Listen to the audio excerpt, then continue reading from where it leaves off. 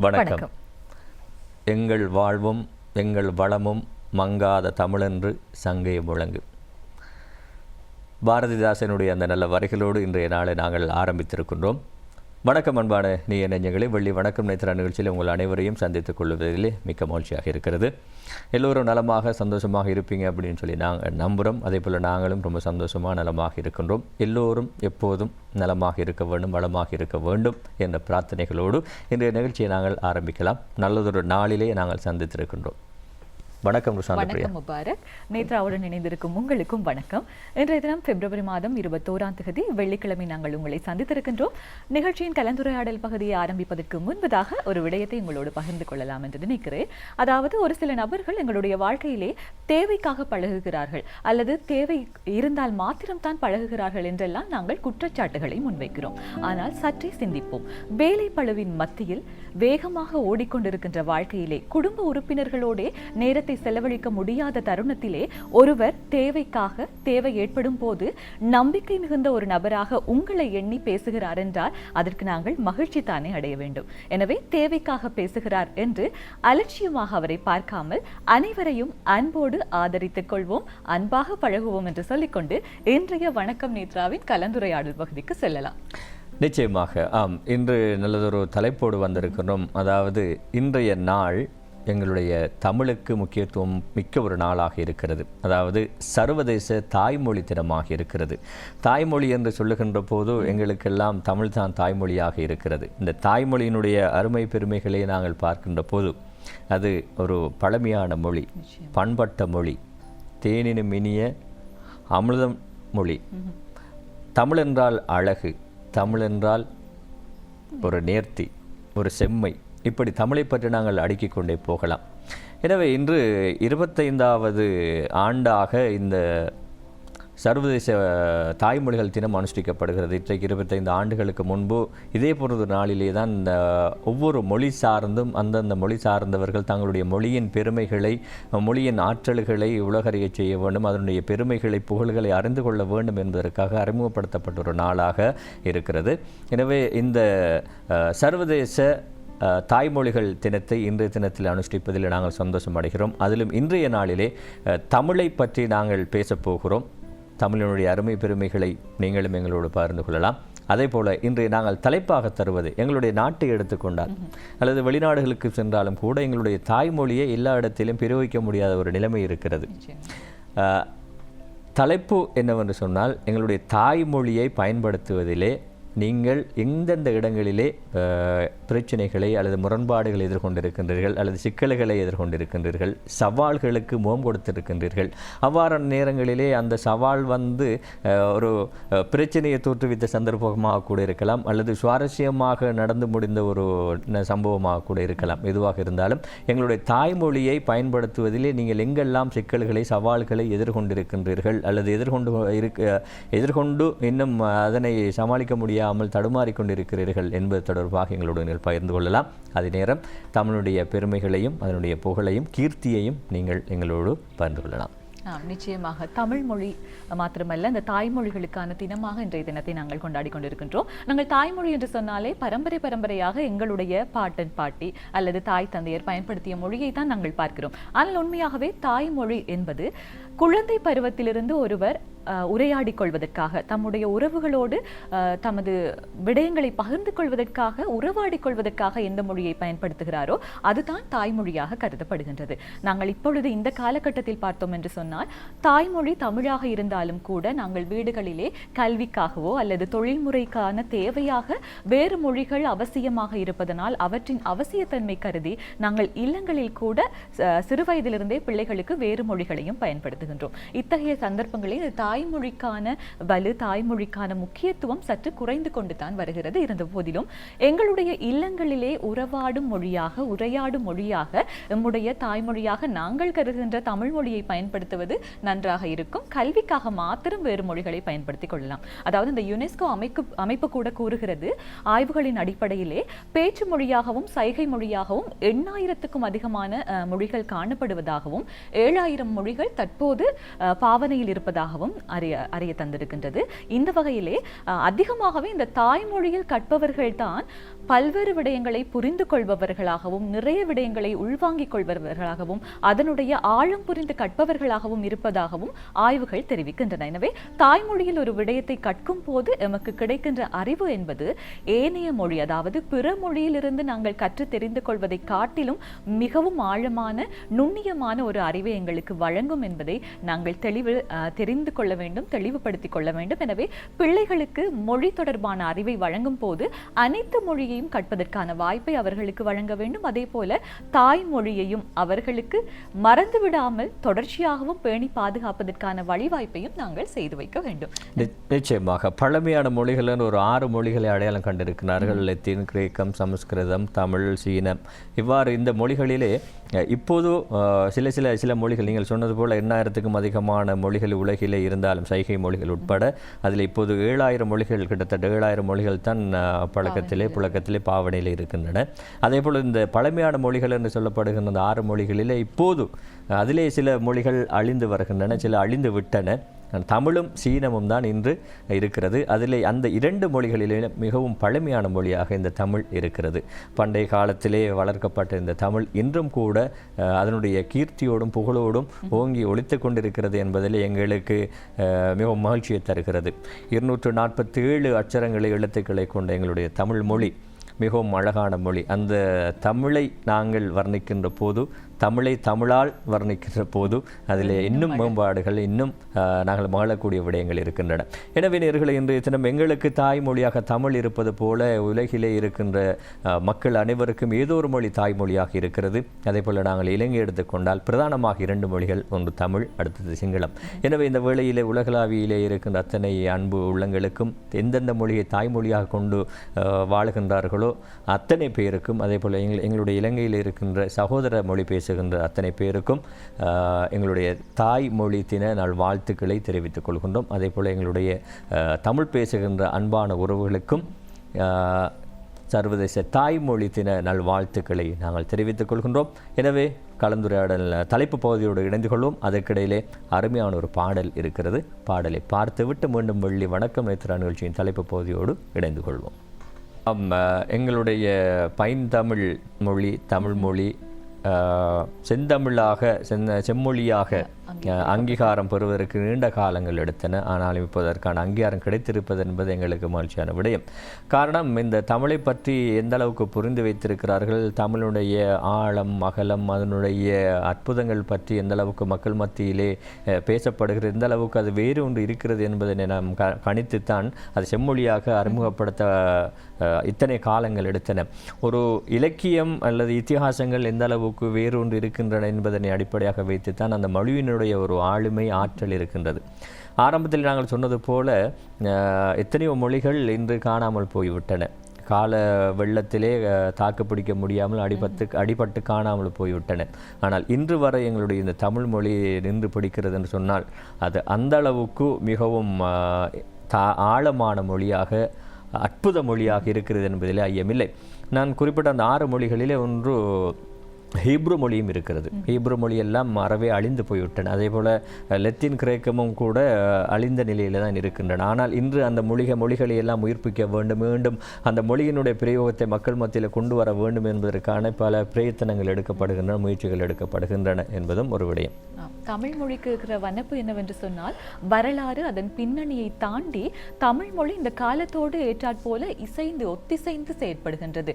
தொழில்நுட்ப ரீதியான மாற்றங்கள் அல்லது பூகோள ரீதியான பல்வேறு வகையான மாற்றங்களை இந்த உலகம் கண்டாலும் கூட தமிழ் மொழி அவற்றோடு ஒன்றிணைந்ததாக, அதற்கு ஏற்றாற்போல தன் உருவத்தை மாற்றிக்கொண்டு அதனுடைய இயல்பை பயன்படுத்தும் தன்மையை மாற்றிக்கொண்டு பயணித்துக் கொண்டிருப்பது தான் இந்த மொழி இன்றும் அதிசிறப்பான ஒரு மொழியாக கருதப்படுவதற்கு காரணமாக அமைகின்றது. எனவே அதற்கு ஒவ்வொருவருடைய பங்குமே இன்றியமையாத ஒரு விடயமாக அமைய வேண்டும். இல்லங்களில் நாங்கள் பல்வேறு விடயமாக, அதாவது நாங்கள் ஆரம்ப காலத்தில் பயன்படுத்திய தமிழ் வார்த்தைகளை இன்று பயன்படுத்துவது பயன்படுத்துவது குறைவாகவே இருக்கிறது. ஆங்கில வார்த்தைகளை பயன்படுத்தித்தான் நாங்கள் ஒரு வசனத்தை பேசுவதென்றாலும் கூட அங்கே ஏதாவது ஒரு ஆங்கில வார்த்தை அல்லது வேறொரு மொழியின் வார்த்தையை பயன்படுத்தித்தான் பேசிக் கொண்டிருக்கிறோம். இருந்தாலும் கூட அவற்றோடு இணைந்தும் தமிழ் என்றும் வாழ்ந்து கொண்டுதான் இருக்கின்றது. அதுதான் தமிழுக்கு அழகான ஒரு விடயமாக நாங்கள் பார்க்க வேண்டும்.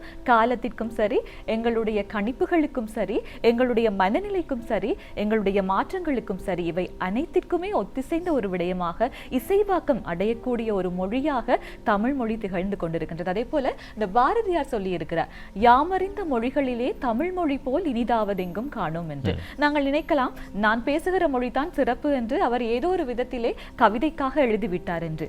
அல்ல, 29 மொழிகளை, இந்திய மொழிகள் 29 கற்றுவிட்டு பிற மொழிகள் 3 கற்றுவிட்டு பின்னர் தான் அவர் அதனை சொல்லி இருக்கிறார், யாமறிந்த மொழிகளிலே தமிழ் மொழி போல் இனிதாவது எங்கும் காணோம் என்று.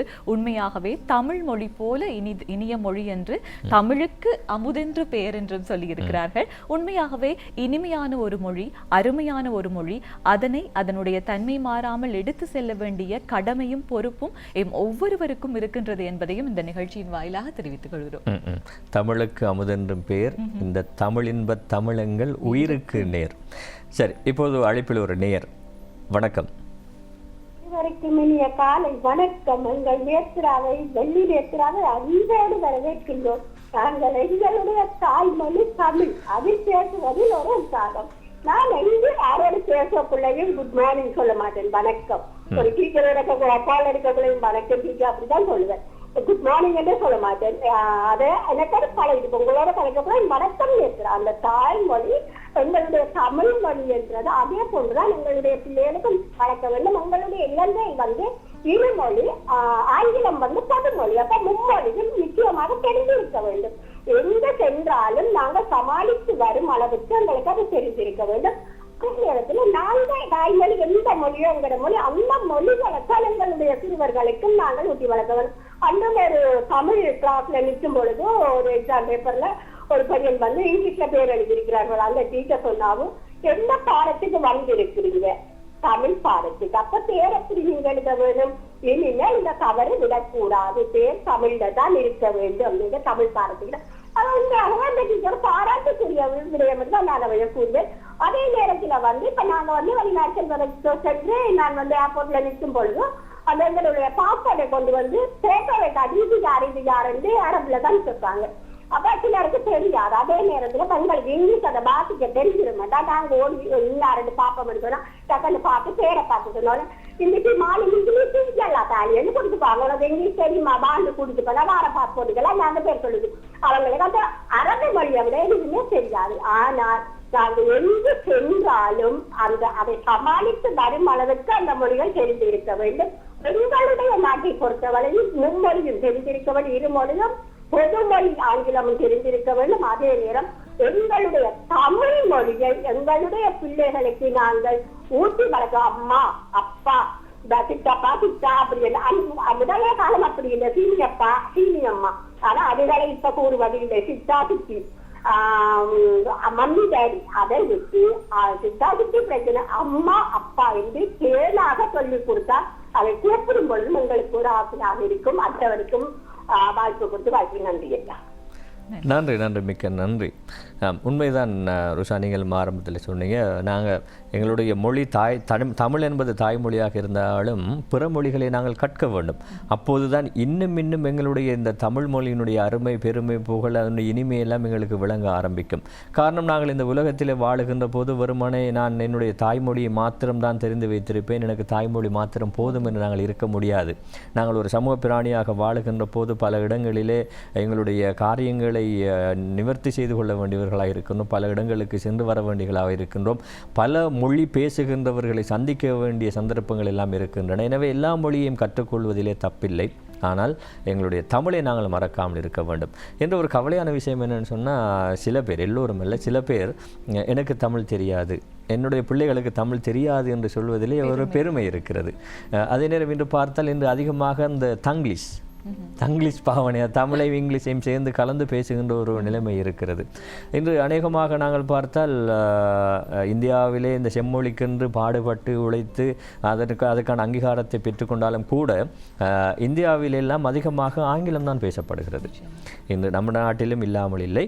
சரி, பேசுவோம் தொடர்ந்து. அதுக்கிடையில் இன்னும் ஒரு அழைப்பு வந்திருக்கிறது. வணக்கம். நான் நுவரெலியிலிருந்து வனிதா பேசுகிறேன். வணக்கம், எப்படி நல்லா இருக்கிறீங்களா? சுகமாக இருக்கிறோம். நீங்கள் எல்லாம்? நாங்களும் ரொம்ப நல்லா இருக்கிறோம். அதாவது தமிழன் என்று சொல்லடா தலை நிமிர்ந்து நில்லடா என்ற வார்த்தைக்கு அமைய நான் என்னுடைய தாய்மொழி தமிழ் என்று நாம் சொல்வதில் பெருமை அடைய வேண்டும். உண்மையிலேயே தமிழ் மிகவும் அழகான வார்த்தைகள் இருக்கிறது. ஆனா அந்த வார்த்தைகள் இன்றைக்கு பழக்கத்தில் இல்லாம போறது மிகவும் கவலைக்குரிய ஒரு விடயமாகத்தான் இருக்குது. பொதுவாக இந்த ஏற்கனவே ஒரு தடவை கூட நான் கூறியிருந்தேன், நன்றி மற்றது மன்னிப்பு, இந்த 2 வார்த்தைகளையும் நம்ம தாய்மொழியில சொல்லும் போதுதான் அந்த உணர்வு பூர்வமாக சொல்லக்கூடியதாக இருக்கும். ஆனா வழக்கத்துல இன்றைக்கு வேற்றுமொழியில அதை அப்படியே ஒரு ஃபார்மாலிட்டின்னு சொல்லுவாங்க, அந்த மாதிரி பேசிட்டு போய்கிட்டே இருக்கிறோம். ஆனா உண்மையான அந்த உணர்வுகளை நம்ம தமிழ் தாய்மொழி மூலமா தான் எங்களுடைய உணர்வுகளை மிக சரியாக வெளிப்படுத்தக்கூடியதாக இருக்கும். இன்றைய காலத்துல நிறைய பேர் தங்களுடைய வீட்டு குழந்தைகளை பொதுமொழி தேவை என்பதற்காக அதை கற்க வைத்தாலும் அம்மா அப்பா என்ற வார்த்தையை மட்டும் அவர்களுக்கு சொல்லிக் கொடுத்து அவர்கள் தமிழில் பற்று உள்ளது என்று காட்டிக் கொள்கின்றார்கள். என்றாலும் அதை தவிர்ந்த ஏனைய வார்த்தைகள் அவர்கள் தெரியாமலேயே போய்விடுகின்றார்கள். இதுவும் ஒரு கவலைக்குரிய விடயமாக இருக்கின்றது. நம்மளுடைய தாய்மொழியை இந்த நாட்டை பொறுத்த வரைக்கும் நாங்க வீட்டுல பாவிக்கிறத தவிர்த்து வெளியில எங்கு போனாலும் தமிழ் மொழியை மட்டுமே வைத்துக்கொண்டு நம்மளுடைய தேவைகளை நிறைவேற்றிக் கொள்வது என்பது மிகவும் பெரியதொரு சவாலாகத்தான் இருக்குது. எனவே நாங்க இந்த நாட்டில் இருக்கும் போது நம்மளுடைய சகோதர மொழியையும் கற்று தெரிந்திருந்தால்தான் அது இலகுவாக அமைகின்றது. அதே நேரம் இந்த நாட்டை விட்டு நாங்க வெளியில போகுமா இருந்தா பொதுமொழியை நம் தெரிந்திருக்க வேண்டும். இல்லைன்னு சொன்னா நம்மளுக்கு எந்த தேவைகளையும் நிறைவேற்றிக் கொள்ள முடியாமல் இருக்கிறது. அதே வேளை எனக்கு ஒரு அனுபவம் இருக்கின்றது. இந்தியாவுல வடபகுதிக்கு சென்ற பொழுது அங்க ஆங்கிலமும் தெரியாது அவர்களுக்கு, அநேகமானவர்களுக்கு ஆங்கிலம் தெரியாது. எனவே அவர்கள் உடைய மொழி நமக்கு சரியாக தெரியாததினால் அங்கு சைகை மொழியைத்தான், அதாவது அசைவுகளை காட்டி பொருட்களை காட்டி இந்த மாதிரியாகத்தான் நாம் பேச வேண்டி இருந்தது. எனவே பொதுமொழியும் கூட சில நேரங்களில் சவாலை ஏற்படுத்தி விடுகின்றது. அதே நேரம் எங்களுடைய தமிழ் தரமாக இருக்கிறது. அந்த தரமான வார்த்தைகள் நமக்கு மறந்து போனதாலும் கூட உதாரணத்துக்கு இந்தியாவில் தமிழ்நாட்டு பகுதிக்கு போனால் மிகவும் சரியான தமிழ் வார்த்தைகள் அங்கு பயன்படுத்தப்படும். அதன் அர்த்தம் சில வேளைகளில் எங்களுக்கு புரியாமல் போகுது. எனவே எங்களுடைய தாய்மொழியை நாங்கள் எப்பொழுதுமே வளர்த்து கொள்வதற்கு, அதை பாவிப்பதற்கு நாங்கள் அச்சம் கொள்ள தேவையில்லை. அதை நாங்கள் மிகவும் சந்தோஷத்துடன் ஏற்றுக்கொண்டு மிகவும் பெருமையுடன் பயன்படுத்த வேண்டும் என்பது என்னுடைய ஆதங்கமாக இருக்கின்றது. வாய்ப்புக்கு நன்றி. நன்றி நன்றி, மிக்க நன்றி. அந்த சகோதரி சொல்லியிருந்தார், வேற்றுமொழி தெரியாமல் தான் ஒரு சவாலுக்கு முகம் கொடுத்ததாக. அதுபோன்ற சவால்களைத்தான் உங்களிடம் நாங்கள் கேட்டுக்கொண்டிருக்கிறோம். நாங்கள் தமிழை தாய்மொழியாக கொண்டவர்கள் எல்லோருக்கும் எல்லா மொழியும் தெரிந்திருக்க வாய்ப்பில்லை. ஆனால் தெரிந்து கொள்வது கட்டாயம் நல்லது. அது ஒரு ஆளுமை சார்ந்த விஷயமாக இருக்கிறது. அவ்வாறு தமிழ் மொழியை தாய்மொழியாக கொண்ட நாங்களும் இன்னும் ஒரு பிறமொழி, இலங்கையை வைத்து நாங்கள் உதாரணமாக பேசுவோம். சிங்களத்தை தாய்மொழியாக கொண்டவர்கள் 2 வெவ்வேறு மொழிகளை தாய்மொழியாக கொண்டவர்கள் சந்தித்துக் கொள்கின்ற போதோ அல்லது ஒரு வேலை நிவர்த்தி செய்வதற்கு நாங்கள் சந்திக்கின்ற போது எதிர்கொண்ட இடர்கள், சிக்கல்கள், சவால்கள் பற்றி எங்களோடு நீங்கள் பகிர்ந்து கொள்ளுங்கள். அது சுவாரஸ்யமான சம்பவமாக கூட இருக்கலாம் அல்லது முரண்பாடான விஷயமாக கூட அது அமைந்திருக்கலாம். எதுவாக இருந்தாலும் உங்களுடைய அந்த அனுபவத்தை எங்களோடு பகிர்ந்து கொள்ளுங்கள். இப்போது அழைப்பிலே மற்றும் ஒரு நேயர். வணக்கம். வணக்கம் முபாரக். வணக்கம் சத்யா. வணக்கம். பேசுறேன். வணக்கம், எப்படி நல்லா இருக்கிறீங்களா? நல்லா இருக்கேன் முபாரக். நீங்க இருவரும் இருக்கிறீங்க? நலமா இருக்கிறோம். நல்ல ஒரு தலைப்பு நீங்க கொடுக்குறீங்க. இதுல என்ன விஷயம் என்றால் தாய்மொழி தினம்.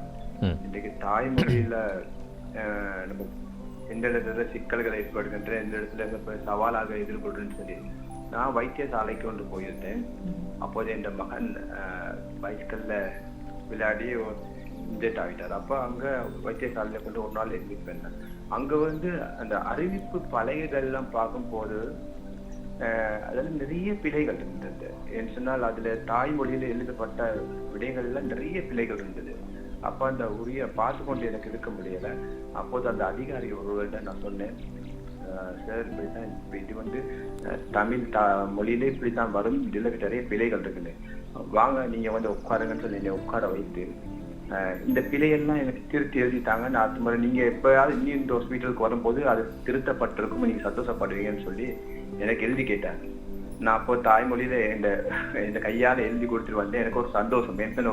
இந்த ஒரு கேட்டதுக்காக ஒரு நான் இது செய்யறேன்னு சொல்லி ஒத்துக்கிட்ட அந்த அதிகாரி, அவருக்கு எனக்கு சந்தோஷமா இருந்துச்சு. எனக்கு அந்த முன்னுரிமை கூட எழுதிட்டாங்கன்னு சொல்லி. அதே மாதிரி இந்த பொது இடங்கள்ல கூட நிறைய எழுத்து பிழைகள் இருக்கும். அது ஒரு சங்கடமான நிலைமையா இருக்கும். ஒன்றுக்கு ஒரு இடத்தையே மாற்றக்கூடிய அளவுக்கு கூட இருக்கும் இந்த பிழைகள் இருக்கின்றது. அது கிராம உத்தியோகத்தில் கிராம உத்தியோகத்தில் நாங்கள் கொஞ்சம் முறைப்பாடுகளை சகோதர மொழியில் சரியாக கூறுவோம். சரியாக கூறினவர் அந்த கருத்தை அவர் ஏற்றுக்கொள்வார். ஆனால் அவர் ஒன்று சொல்லுவார், நீங்க எழுத்து வடிவில் நீங்க அதோட எழுதிட்டாங்கன்னு சொல்லி. அப்ப நாங்க படித்த தாய்மொழியில் தான் நாங்கள் கற்றிருப்போம், தாய்மொழியில் தான் எழுத முடியும் என்றால் எங்களுக்கு சகோதர மொழியில் அந்த எழுத்து மூலம் எழுத முடியாது. அப்போது எங்களுக்கு நாங்க பெரிய சிக்கலுக்கும் சவாலுக்கு ஏற்படுறோம். அப்பொழுது நாங்கள் இன்னொருத்தரை நாட வேண்டிய நிலைமையா இருக்கும். அது பெரிய ஒரு சங்கடமான நிலைமையை ஏற்படுத்துகின்றது. அடுத்ததாக அந்த கல்வி கற்கும் போது கூட நிறைய சவால்களை நாங்க எதிர்கொள்வோம். ஏன்னு சொன்னா இப்ப பிள்ளைகளை எடுத்துக்கொண்டால் இந்த தாய்மொழியில படிக்காமல் எல்லாம் ஆங்கில மொழிகளே எல்லாம் சேர்றாரு. அதுவும் ஒரு சவாலான சிக்கலான நிலைமையை இப்ப இந்த காலத்தில் அதையும் நாங்க கூறுகிறோம்.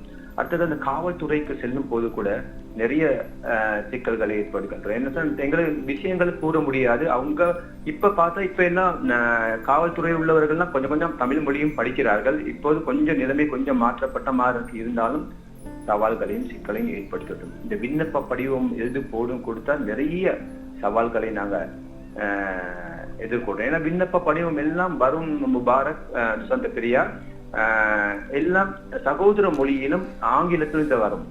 அப்ப எங்களுக்குன்னு ஒரு மொழியில் எழுதுறதுக்கு இல்லை. ஏன்னு சொன்னா அதுவும் இன்னொருத்தர் நாடித்தான் நாங்க அதை எழுதி கொடுக்க வேண்டிய நிலைமையா இருக்கு. இப்ப பல தாய்மொழிகள் நம்மளோட தாய்மொழிகள் கற்றும் எங்களுக்கு பெரிய சிக்கலையும் சவாலை ஏற்படுத்தக்கூடிய விஷயங்கள் நிறையவே இருக்கின்றது. காலப்போக்கில் இதில் மாறினால் நன்றாக இருக்கும் என்பதை கூறிவிட பெறுகிறேன். நன்றி, வணக்கம். நன்றி பிக்க நன்றி. உண்மைதான் இல்லையா? பொதுவாக அந்த தமிழ் பிரதேசம் என்று சொல்லக்கூடிய வடக்கு கிழக்கு பொதுவாக நாம் சொல்லலாம்.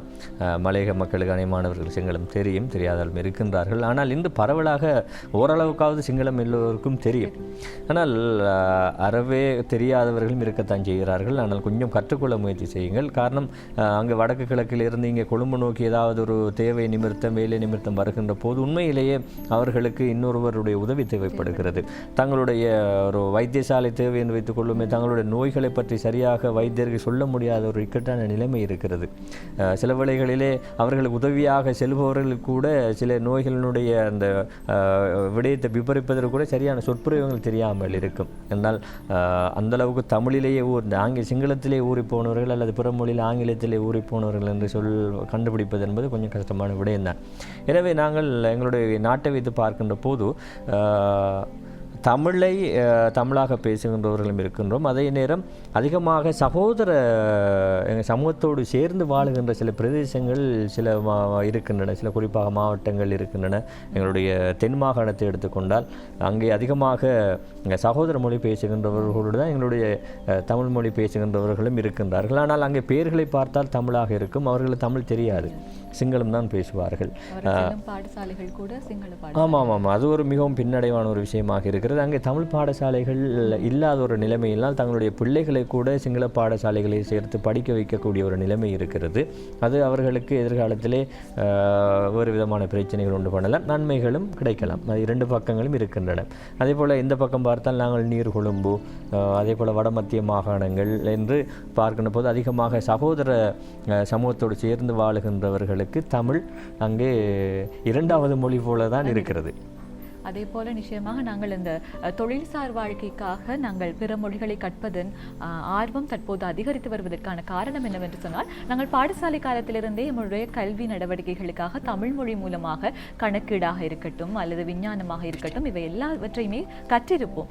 ஆனால் தொழில்சார் வாழ்க்கைக்கு செல்லும் போது, தொழில்சார் நிறுவனங்களுக்கு செல்லும் போது அதன் பிரயோகம் எந்த விதத்திலுமே, அதன் வார்த்தைகளாக இருக்கட்டும், அதில் நாங்கள் பயன்படுத்திய வார்த்தைகள் இருக்கட்டும், இவை எதுவுமே பயன்படுத்த முடியாத சந்தர்ப்பம் ஏற்படும் போது நாங்கள் படித்தது எதற்காக என்ற ஒரு நிலை வருகின்றது. உண்மையாகவே கணக்கீடு சம்பந்தமான வார்த்தைகள் கூட தற்போது யாருமே தமிழ் மொழியில் கணக்கீடுகளை செய்வதில்லை. ஆங்கில மொழி மூலமாக, அதாவது ஆனுவல் ரிப்போர்ட் என்று சொல்கிறோம், வருடாந்த அறிக்கைகளாக இருக்கட்டும், எவையாக இருந்தாலும் கூட முக்கியமாகவே நாங்கள் ஆங்கில மொழி மூலமாகத்தான் முதன்மையாக நாங்கள் தயாரிக்கிறோம். எனவே இத்தகைய விடயங்களின் போது நாங்கள் நமது தாய்மொழியை கற்றதில் என்ன பயன் என்ற கேள்விதான் பல்வேறு நபர்களை அவர்கள் வேறு ஒரு மொழியை நமது பிள்ளைகளுக்கு கற்பிக்க வேண்டும் என்ற ஒரு ஆர்வத்தை அவர்களுக்கு தூண்டுகிற ஒரு விஷயமாக இருக்கின்றது.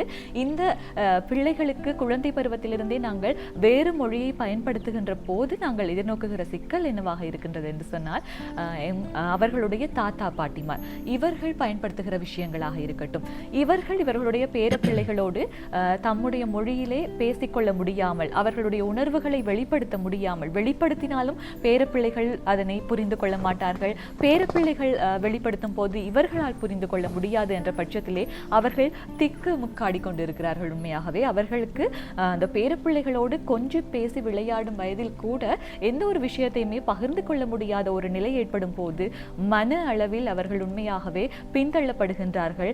அவர்கள் மனக்குறையாக அதனை கஷ்டமாகவும் அவர்கள் சொல்லிக் கொள்கிறார்கள். எனவே உங்களுடைய பெற்றோர்களுக்காக சரி, உறவுகளுக்காக சரி, அவர்களுடைய உறவாடும் மொழியாக, உரையாடும் மொழியாக சரி, தாய்மொழியை வீட்டிலே பயன்படுத்துங்கள். அது வயது முதிர்ந்தோருக்கு உண்மையாகவே பக்கபலமாக இருக்கும். சிறுவர்களோடு உறவாடிக் கொள்வது என்பது அவர்களுக்கு மிகவும் பிடித்த ஒரு விடயமாக இருக்கின்ற காலப்பகுதியிலே அவர்களுக்கு தெரிந்த மொழியில் உறவாடுவது என்பது அதிலும் ஒரு முக்கியத்துவம் வாய்ந்த ஒரு விடயமாக இருக்கும். எனவே இதனையும் சற்று கவனத்திற்கொண்டு ஆங்கில மொழியாக இருக்கட்டும், சிங்கள மொழியாக இருக்கட்டும், இவற்றை கற்பித்தலுக்கான மொழியாக நீங்கள் தேர்வு செய்தாலும் கூட தமிழ் மொழியை வீட்டில் புழக்கத்திலும் பழக்கத்திலும் வைத்துக் கொள்கிற ஒரு மொழியாக நீங்கள் கண்டிப்பாக நிச்சயமாக வைத்துக் கொள்ளுங்கள். அது பெரியவர்களுக்கும் சிறியவர்களுக்கும் ஒரு உகந்த மொழியாகவும் ஒரு உகந்த விடயமாகவும் அமையும்.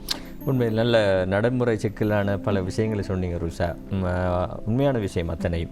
சரி, இப்போது நாங்கள் இன்று இந்த தமிழை பற்றி, தமிழுடைய பெருமைகளை பற்றி, அந்த தேன் தமிழை பைந்தமிழை பற்றி பேசிக்கொண்டிருக்கிறோம், தமிழுடைய பெருமைகளை பற்றி பேசிக்கொண்டிருக்கிறோம். உங்களிடமும் அது சம்பந்தமாக கேட்டிருக்கின்றோம். எனவே நீங்கள் தொடர்ந்து அழைத்து இந்த தமிழினுடைய பெருமைகளை பேசலாம். அதே நேரம் இந்த தமிழை பேச முடியாமல் பிற வேறொரு மொழியை தாய்மொழியாக கொண்ட ஒரு இடத்திலே நீங்கள் சந்தித்த சவால் தொடர்பாக எங்களோடு பகிருங்கள்.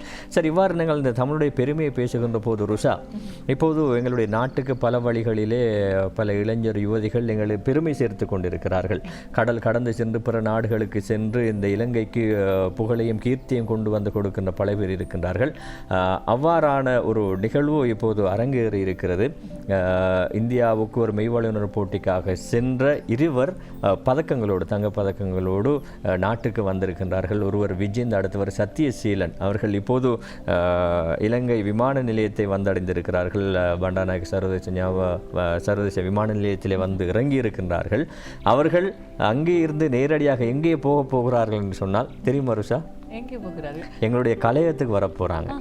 நேரடியாக அவர்களை அங்கிருந்து இங்கே அழைத்து வந்து அவர்களை நாங்கள் இங்கே நேர்காணல் செய்ய இருக்கணும். எனவே இன்றைய வெள்ளி வணக்கம் நேத்ராவிலே விசேட அதிதிகளாக 2 விளையாட்டு வீரர்களை நாங்கள் இங்கே அழைத்து வர இருக்கிறோம். அவர்கள் இங்கே வருவதற்கு முன்பாக அவர்கள் இப்போது எங்களுடைய கட்டுநாயக்க விமான நிலையத்துக்கு வந்திருக்கின்ற பிரத்யேக காணொலியை, வீடியோவை நாங்கள் இப்போது நேர்களோடு பகிர்ந்து கொள்வதிலே எங்களுக்கு பெருமிதம், பெருத்த மகிழ்ச்சி. எனவே இப்போது அந்த காணொலியை உங்களுக்காக நாங்கள் தருகிறோம்.